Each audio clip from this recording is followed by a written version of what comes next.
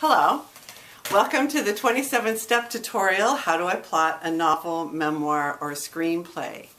My name is Martha Alderson, and I'm known as the plot whisperer for the work I do with writers. I'd like to welcome you to step 1 of the tutorial. So I've sort of made a career out of helping writers with plot, and the definition that I use when I'm talking about plot that we'll be using here in this series is plot is how the dramatic action in a story changes and transforms a character over time in a meaningful way. So let me say that again. Plot is how the dramatic action changes, affects, transforms a character over time, over the duration of the story, in a meaningful way.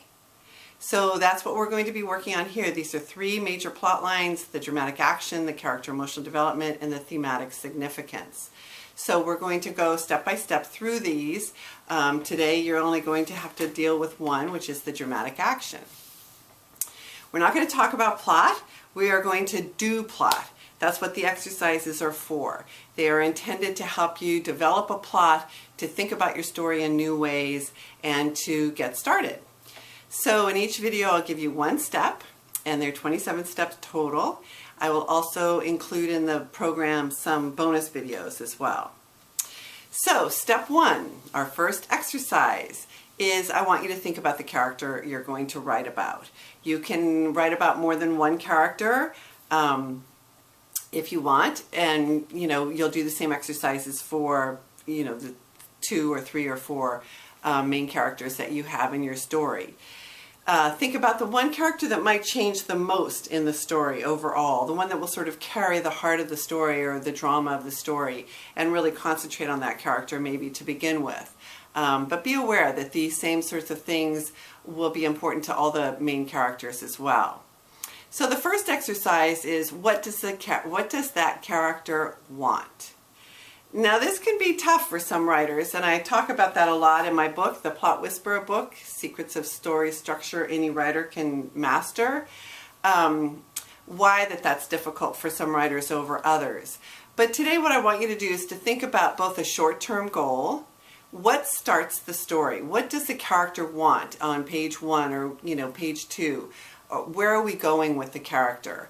You can think about the story as starting maybe 5 minutes before the book opens. And what does the character want then? Just so you're aware that the character is not just drifting into the story, or that the story doesn't just begin on page 1, but it's already started. And so the character comes with their backstory and their goals and aspirations and dreams. So I want you to think about, what is the short-term goal that's sort of driving the action? And then I also want you to think about the long-term goal. If you can think in terms of the whole story, which is tough, and if you don't want to, don't worry about it, but eventually this character is going to change and transformed by what happens in the story. So if you sort of want to think about that, what will be the big goal? What is the thing she's really going after? Something that will ground the reader and center the action in a specific direction.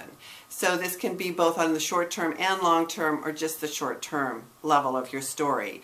But you don't want the story to be in the character's head. You don't want it to be, just sort of, like I said, floating or drifting.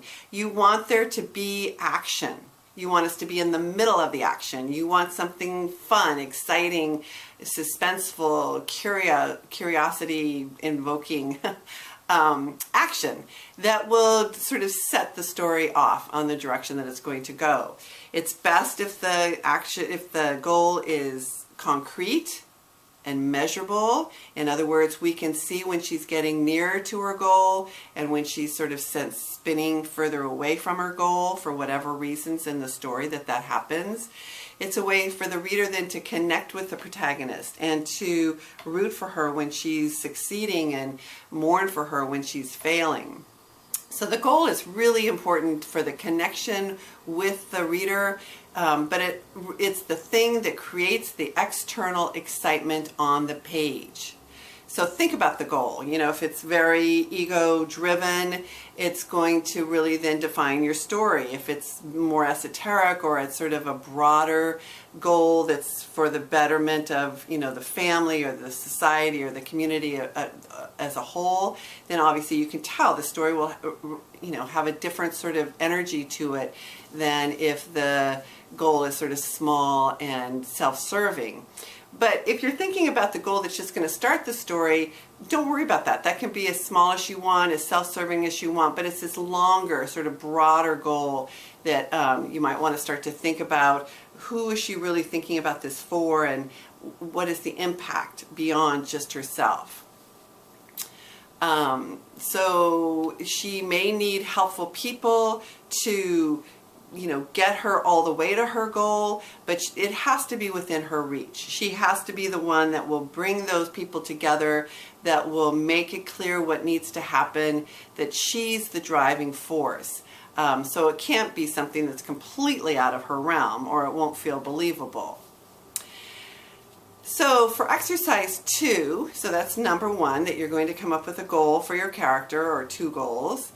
And then exercise number 2 is, I'm not going to give examples in the video series because the feedback that I get is that I think it's frustrating for you who are watching, because not everybody's read every single book that I'm going to give an example of, or that you not all, you know, have experience with all the books that you know, that I read. So what I want you to do is to go into your own personal library, or go to the library at the in your town, or go to the bookstore and get 5 books that you believe are well written, they're award-winning, they're bestsellers, and they're in your genre. If you're in the bookstore, I want you to go to that shelf where you can imagine your book going.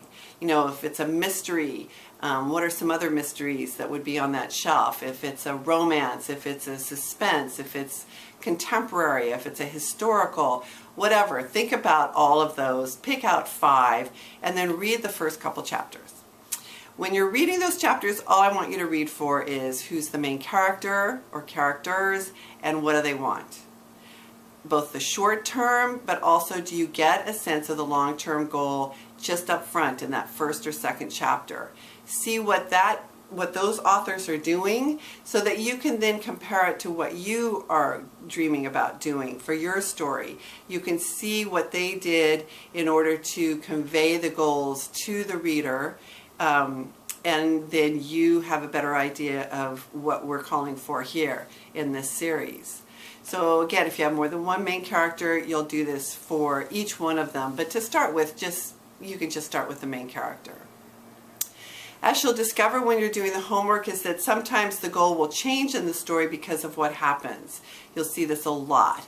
You know, the character is going after one thing specifically, and then boom, gets hit by, you know, an inciting incident, or something happens in the story that throws them completely off kilter, or deepens what they want, or, you know, spins them in an entirely new direction.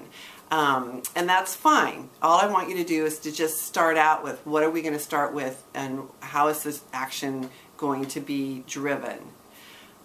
So don't worry about all the changes that are going to come, because we're going to go through that step by step by step.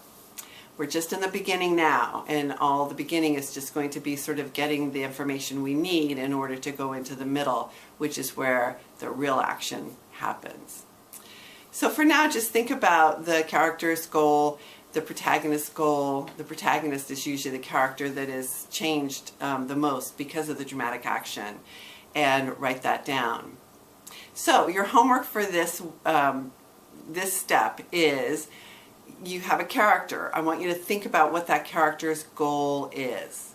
And I'd also like you to start writing. There's no reason you have to pre-plot your whole entire story ahead of time. You can start writing now. Whatever you write now may need to be cut later, but it's at least a chance for you to get to know your character, start to think about the action and the goals and things like that. And then the other exercise for this video is, I want you to identify the goals at the beginning of 5 novels in your genre. Okay, if you'd like to go faster than we're going, again, you can use any of my books. This, the video series that I did earlier that I'm redoing now really was what created these books, because the video series came first. So there's a workbook, and there's the regular book, and there's a prompt book, and all of them sort of have a lot of this information and can help support you on your journey. But I'm thrilled that you're here with me today, and I'm excited that you're starting a new story. So good luck, and I'll see you next time.